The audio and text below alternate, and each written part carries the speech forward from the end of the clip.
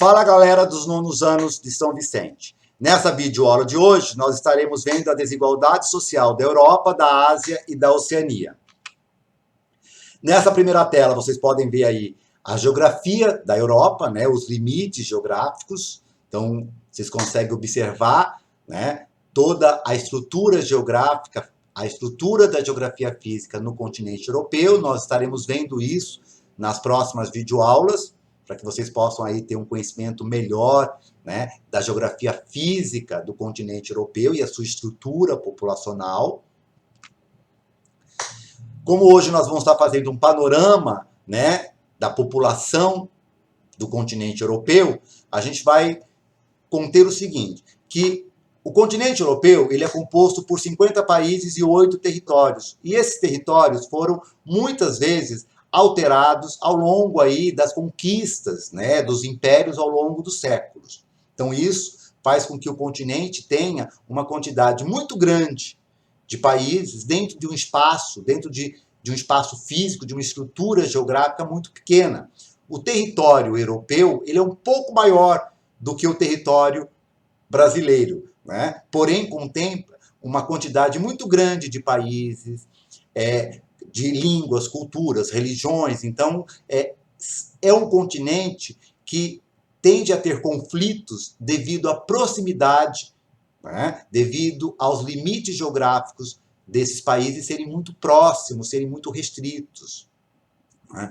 A população desse continente europeu ela é estimada aí em pouco mais de 700 milhões de habitantes. O continente europeu ele possui os melhores indicadores socioeconômicos do planeta, tem uma elevada arrecadação e concentração de renda, então faz com que países da Europa, né, se tornem objeto de desejo de milhares de imigrantes. Atualmente o continente tem vivenciado a migração de uma enorme população que foge de situações de risco dos países do Oriente Médio e da África, né, que são áreas muito próximas do continente europeu. A Europa ainda ela conta com uma economia muito moderna, ela já atingiu a terceira revolução industrial, então em muitas regiões como França, Alemanha, Reino Unido, norte da Itália e Países Baixos, são áreas extremamente industrializadas e com uma indústria moderna. O ponto fraco do continente europeu é o rápido envelhecimento da sua população. Em praticamente todos os países europeus, alguns mais, outros menos, a população nativa ou nacional ela decresce, né? Então, ao invés de crescer, significa o quê? Que morre mais pessoas do que nasce, né? Ao longo do tempo, ao longo do ano, quando essa contabilidade ela é feita. Outro fator complicado, né, do envelhecimento da população europeia é que ela vem sendo aí contrabalanceada pela população, né, maciça de imigrantes oriundos, né, do norte da África, do Oriente Médio, particularmente da Turquia e de outras regiões do globo, mas isso vem provocando alguns problemas sérios. Primeiramente, a taxa de natalidade desses imigrantes é superior à dos nativos. E eles trazem contigo a cultura, a questão da religião, que são muito diferentes dos países europeus. O fato, né, da taxa de nascimento dos estrangeiros, dos imigrantes dos países pobres, serem mais elevadas, faz com que tenha no continente europeu, né, uma progressiva estrangeirização, né, em vários países. Então, significa o quê? Em alguns territórios europeus, a população dos imigrantes são maiores do que a população dos nativos. Isso acontece muito na França, na Bélgica, na Alemanha. Em muitas cidades desses países, né, ou bairros, os imigrantes já são a maioria da população. E em muitos casos eles mantêm a sua língua, né, do seu país de origem. Muitas vezes eles não conseguem fazer com que os seus filhos frequentem a escola para aprender o idioma de origem, então você faz com que crie guetos, né, desses imigrantes, onde esses hábitos, esses costumes, a religião, ela se torna muito forte.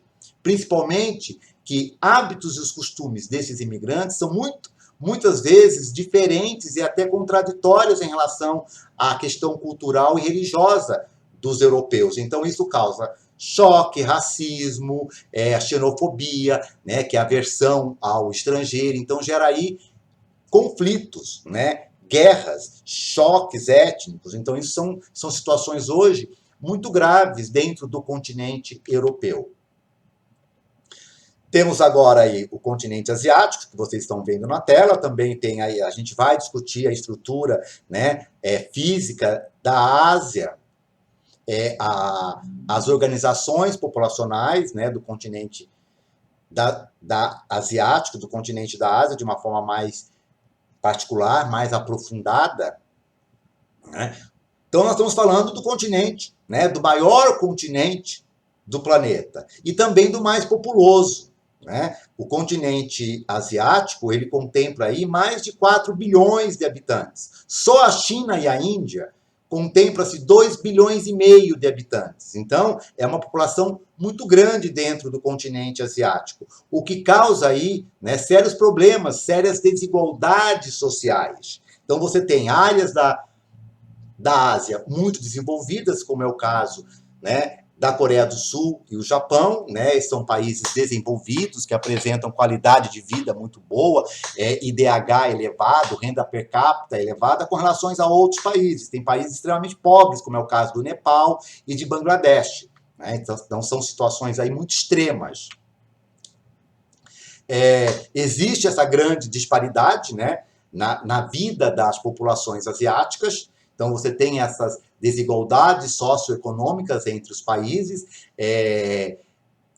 contradições. Então, você tem áreas onde a expectativa de vida é elevada, a outra onde a expectativa de vida é baixíssima, aonde a renda per capita de uma região é elevada, de outra é baixíssima. Então, você tem aí um contraponto, né, de áreas desenvolvidas, onde a qualidade de vida é boa, e outras onde a qualidade de vida é muito baixa.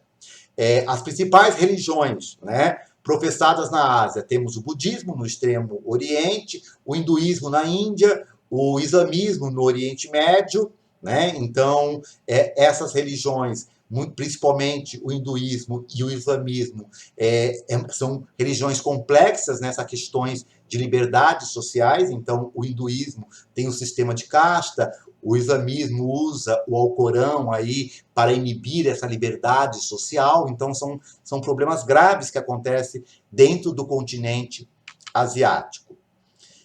Temos o continente da Austrália, ou da Oceania, né, porque um se confunde com o outro, essa que é a verdade. Basicamente, a Oceania, ela se resume na Austrália, até pelo tamanho do mapa aí, vocês estão olhando, vocês estão conseguindo visualizar que, basicamente, o continente da Oceania se resume no país da Austrália. A gente divide, né, a gente classifica a Oceania como Melanésia, Micronésia e Polinésia. Então, você tem a Melanésia, que é um conjunto de ilhas, né, que fica aí próximo da Austrália. Temos a Micronésia, né, que é um pequeno estado independente do Pacífico Sul, e a Polinésia, que compreende o conjunto de ilhas mais distante. O nome Melanésia, né, a cor da pele dos habitantes da região serviu como inspiração para o nome, né? Melanésia vem de melanina. A palavra vem do grego melos, né, que significa negro, e nesoi, que significa ilhas. Então, chamados de ilhas negras. Então, nós classificamos de 3 formas: Melanésia, Micronésia e Polinésia. A população da Oceania, ela é pouco povoada, né? Tem uma densidade aí de 5 habitantes por quilômetros quadrados, então é muito pouco. A sua população estima-se em 36 milhões de habitantes. A maior parte vive na Austrália, quer dizer, as aglomerações urbanas se dá na cidade de Melbourne, Sydney, Adelaide e Brisbane, né? Então, assim, basicamente, 80% da população se concentra aí nessas regiões. Os países mais populosos, né, na Oceania, Austrália, Nova Zelândia e Papua Nova Guiné. Então, esses 3 países contemplam-se 92% da população, né? Os 8% restante, eles estão distribuídos aí, né, nas inúmeras ilhas que tem a Oceania. Temos também a questão da qualidade de vida. Então, praticamente na Austrália a população ela é urbana, na Nova Zelândia, porém em Papua Nova Guiné Basicamente, a população é rural, só 12%, né, da população de Papua Nova Guiné são urbanos. A região da Austrália, você tem aí grandes vazios demográficos, né? As áreas de deserto são vazios demográficos, então isso também gera aí, né, problemas. Temos a questão dos aborígenes, né, que eram os povos nativos que viviam. Então, quando os ingleses, no século XVIII, entre século XVIII e século XIX, que eles colonizaram a Oceania, juntamente, né, com a chegada de imigrantes da Europa, resultou aí em conflitos muito grandes. Os aborígenes eles foram praticamente dizimados, a mesma coisa que aconteceu aqui na América Latina, levaram doenças também para a região da Oceania, e hoje, basicamente, só 3% da população australiana é considerada, né, aborígenes, né, são os nativos. A imensa desigualdade, né, social também, ela pode ser aí comparada até com os dados estatísticos. Então você tem a Austrália e a Nova Zelândia que apresenta índice de desenvolvimento humano muito alto, que é o IDH, renda per capita elevada, e de contrapartida você tem outras regiões onde o IDH é baixo, o índice de desenvolvimento é péssimo, a renda per capita é baixíssima. Então você faz uma comparação, a renda per capita, né, de um australiano está em torno aí de 44 mil dólares ano. A renda per capita de um cidadão de Papua Nova Guiné é $1.000. Então existe uma diferença, uma disparidade social muito grande dentro desse contexto aí, né, social que existe no continente da Oceania.